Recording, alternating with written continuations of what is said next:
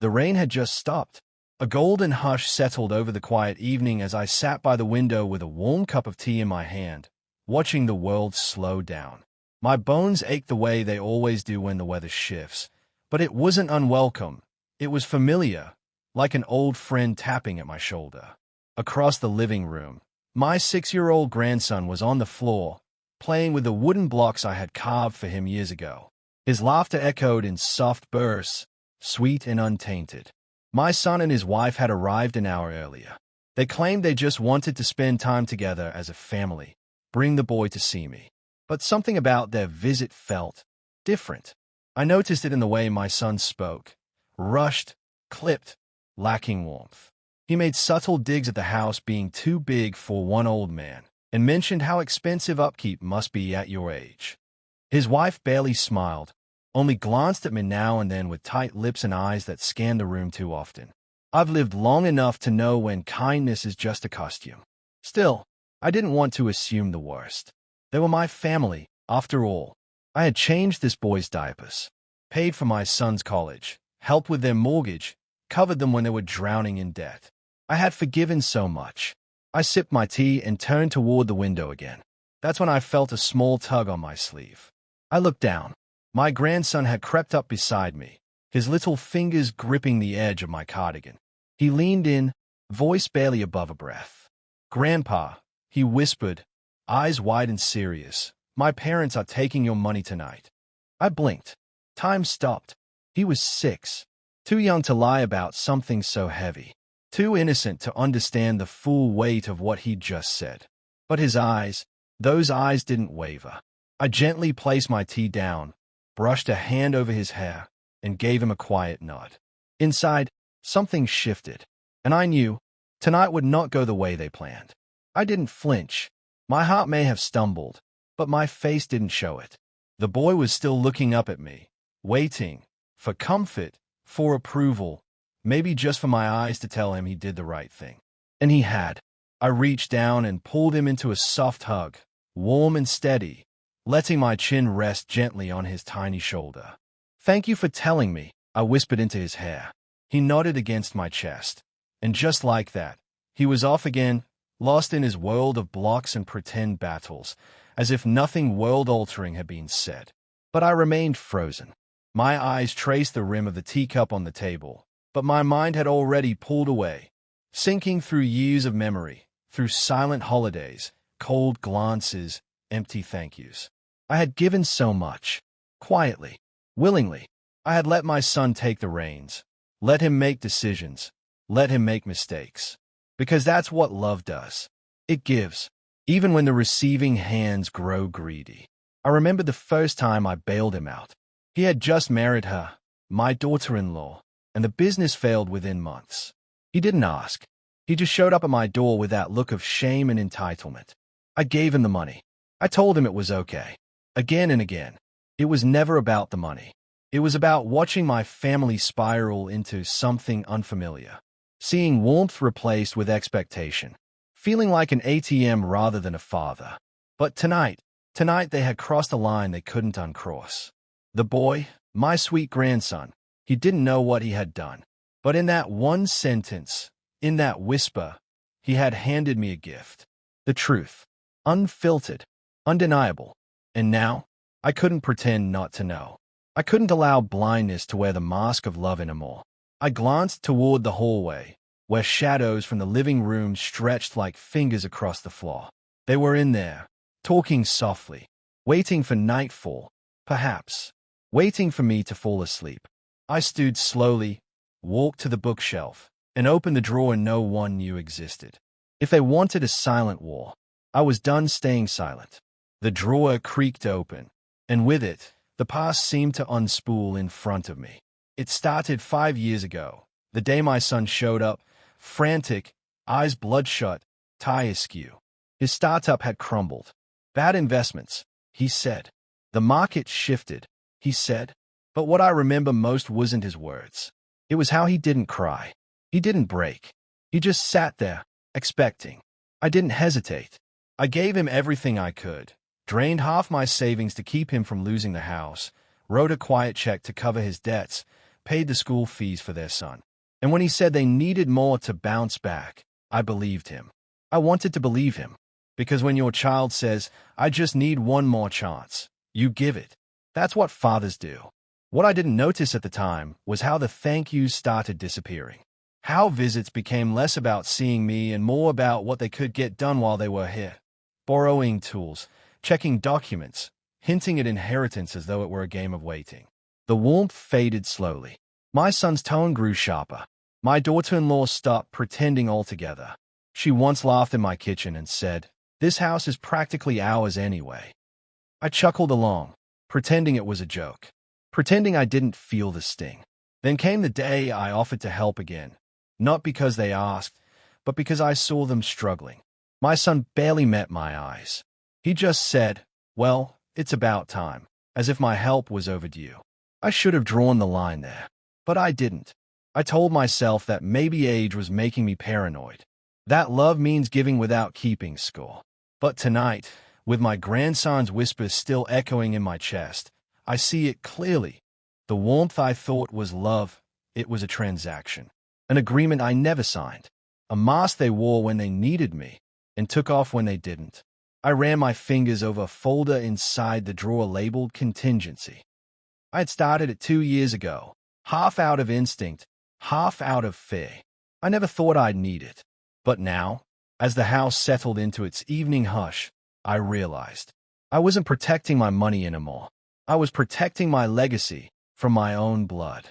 I stood up quietly, careful not to draw attention to the creaking floorboard near the kitchen.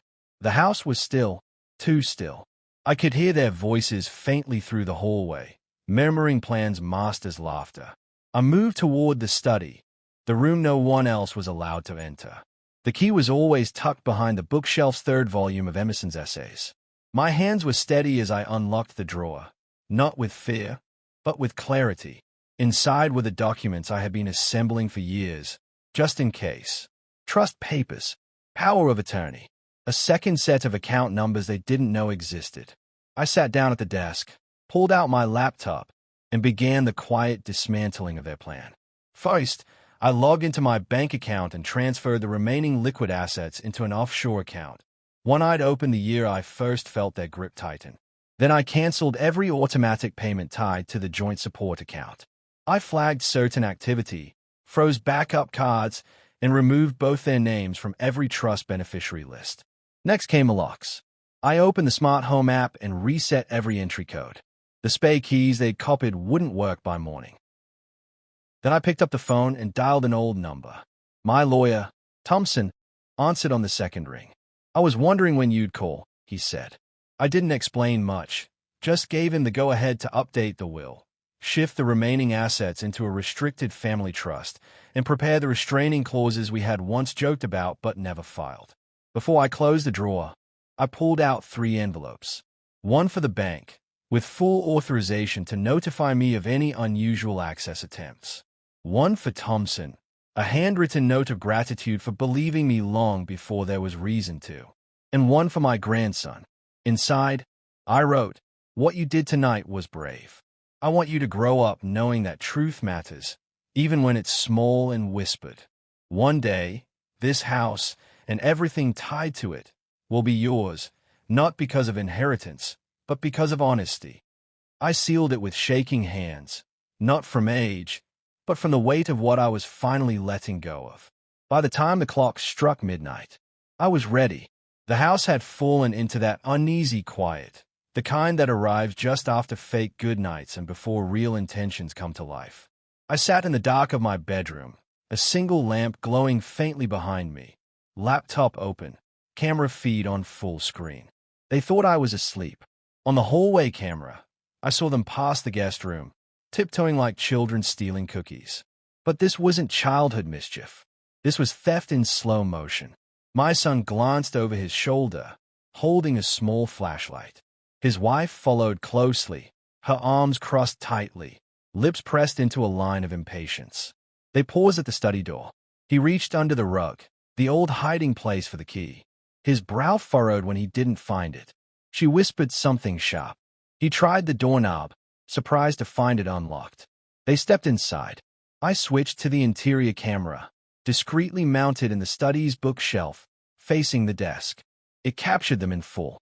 I watched as they yanked open drawers, one after another, movements growing faster, more frantic. He knelt to check behind the filing cabinet. She flipped through folders with trembling fingers. "Where is it?" she hissed. "You said the documents were here." "The safe. Where's the damn safe?" It was gone. Everything I'd removed just hours before. No ledgers, no passcodes, no bonds or certificates. Just blank paper, an empty safe spot, and silence thick enough to choke on.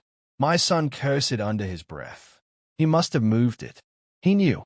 She clenched her fists. "Then we do it tomorrow. We push harder." He shook his head. "No, he's on to us." In my room, I clicked record. Every second, every word.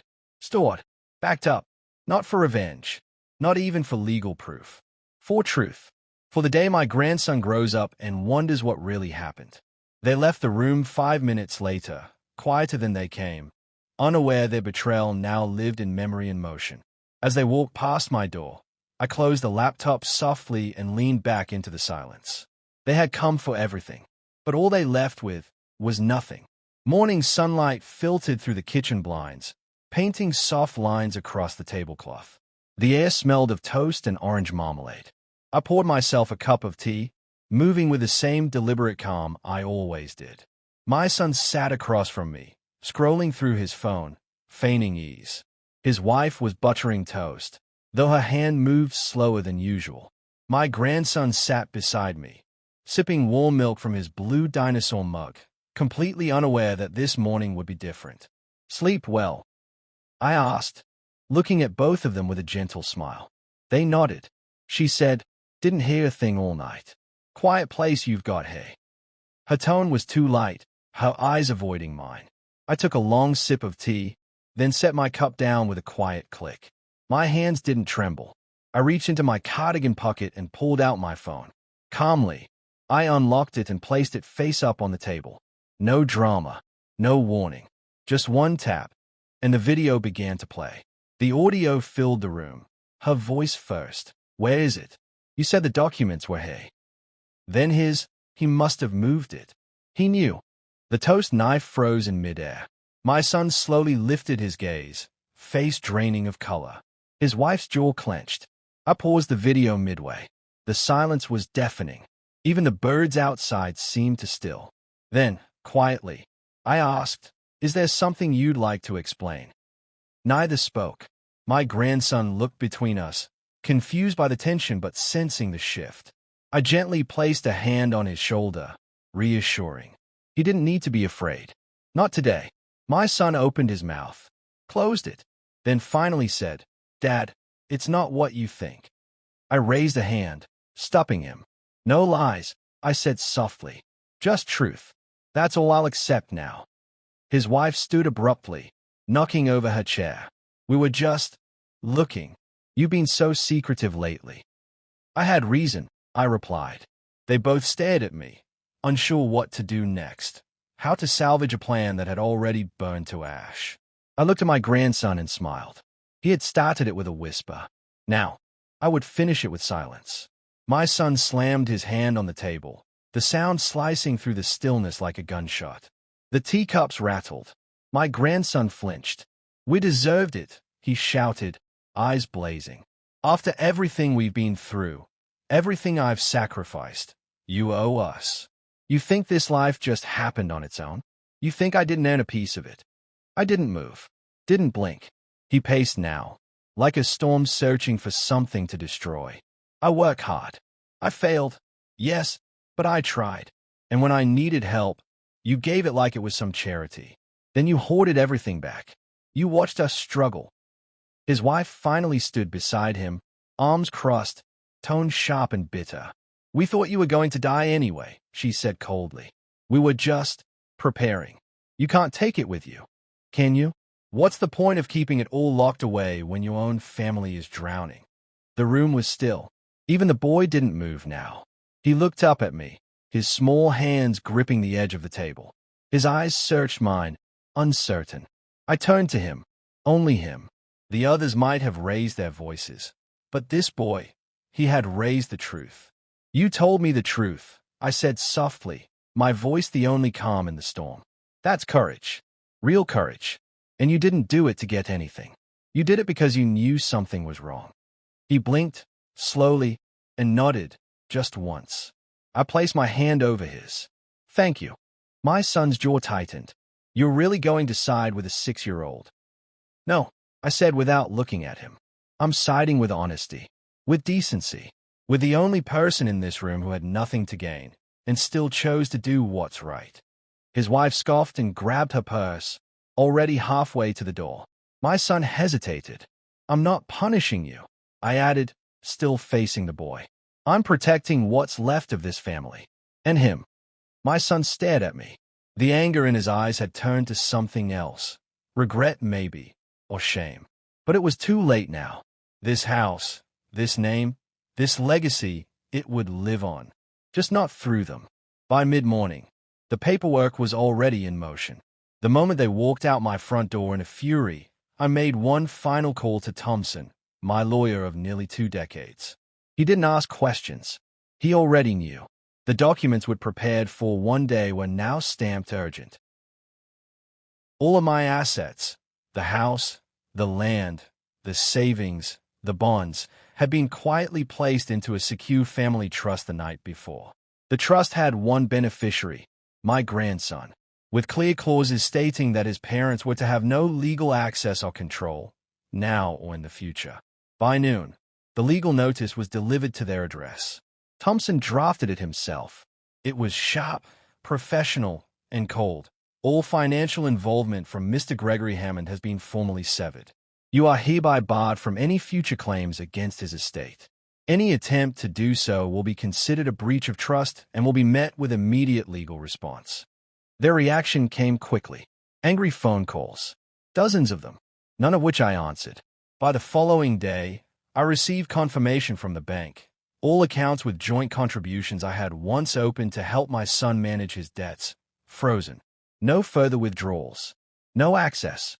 They had relied on those accounts for years, treating them like their own piggy bank.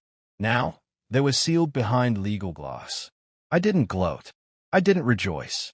I just sat in my study, watching the light move across the room, feeling the air shift. Court proceedings were initiated next. A formal review of the inheritance structure. The judge received the pre-recorded video of their attempted theft, along with my newly updated will. A quiet, steady voice from an old man who had finally stopped looking the other way. The will revoked every previous clause that included them. No loopholes. No gray areas. It was final, legal, and irrefutable. And just like that, the empire they thought was waiting for them vanished. Not because I wanted to hurt them, but because I wouldn't allow them to hurt what I loved. They had confused generosity for weakness. They would not make that mistake again. Word always finds its way out. It started with whispers of the Sunday market, subtle looks, brief nods, and that unmistakable pause when someone walks by. Then came the call from extended family, the ones who hadn't spoken to me in months suddenly checking in. But they weren't subtle for long. By the end of the week, the truth was everywhere. It was the video clip that did it. I hadn't released it, but someone had. Maybe the lawyer's assistant, maybe someone in the clerk's office. Just 20 seconds of grainy footage, but enough to hear my son say, he knew, "We have to do it tomorrow." And her voice, cold as ice. We thought he was going to die anyway. No context needed. The community we had been part of for over 40 years now saw everything clearly. My son, once praised as a determined entrepreneur, was quietly removed from the board of the tech firm he'd helped build. Investors lost confidence. Partners backed away. He was no longer a liability. He was a stain. My daughter-in-law faced her own unraveling. Once the face of a local charity board, she was suddenly no longer needed. Invitations dried up. Events she once hosted now went forward without her, her name whispered behind manicured hands. People don't forget betrayal, especially when it wears pearls and fakes grace. They held their heads high for a while, pretending it was all just noise. But pride doesn't pay rent, and soon, the inevitable happened. They left their gated house in the suburbs, the one I'd helped them afford, the one they once joked would be theirs someday anyway. Now, they were seen moving boxes into a narrow, beige rental unit behind a grocery store. No garden, no space, just four thin walls and the echoes of a life they thought they'd inherit. I didn't watch it happen. I didn't need to. But one neighbor sent me a photo, just one, of them standing on the curb beside a dented moving van. Faces drawn, eyes empty. I didn't smile. I just saved the photo, not as revenge, as proof that truth always walks taller than deceit, even when it limps. The house felt different now. Not quieter, not louder, just lighter. The tension that once sat thick in the corners had lifted, replaced by the sound of small footsteps in the hallway, pages turning in picture books, and the occasional soft hum of a child talking to his toys. My grandson was staying with me full-time now. It wasn't part of some grand revenge. It happened naturally. After everything came to light, social services paid a visit to his parents. The combination of recorded neglect, financial manipulation, and emotional instability was more than enough to raise concern. A custody case was opened. I didn't want to fight, but I also couldn't let the boys suffer the consequences of their choices. With the help of Thompson, we moved swiftly. Medical records showed missed checkups. School records reflected constant tardiness and declining performance. The boy had started biting his nails, had trouble sleeping, and showed early signs of anxiety. But not with me. Within 3 weeks of staying under my roof, he was different, brighter, freer. He smiled more, ate better, slept deeper. His teachers sent a letter, one I keep tucked in my desk, saying, "Whatever has changed at home, it's working." He's focused, confident, kind. We planted a small herb garden together. He named the mint plant Captain Leaf. We read stories before bed, the same ones I once read to his father. Except this time, the listener stayed wide-eyed and curious, not dismissive. One night, as I tucked him in, he asked, "Grandpa, am I safe here?" I knelt beside the bed and whispered, "Always." After that, I pulled my old journal from the attic. The leather was cracked, the pages yellowed, but the pen still worked. I began writing again, not about loss, but about strength, about the kind of love that protects, the kind that listens to small voices and believes them. Every night, after he fell asleep, I'd sit by the window and write one line. He didn't just whisper the truth. He saved a legacy. And that's when I realized, maybe everything I thought I was losing had just begun to grow again. The night was calm, the kind of stillness that settles after a storm has passed and the earth finally exhales. My grandson was asleep down the hall, the soft rise and fall of his breathing comforting in a way I hadn't felt in years. I sat at my desk with a pen in hand and an envelope already labeled with his name. Not to my heir, not to my grandson, just for the boy who told the truth. I began writing. "You saved me. You reminded me that honesty can still live in broken places. You didn't do it for a reward. You didn't do it because someone told you to. You simply saw something wrong, and you spoke. Most adults don't even do that. But you did.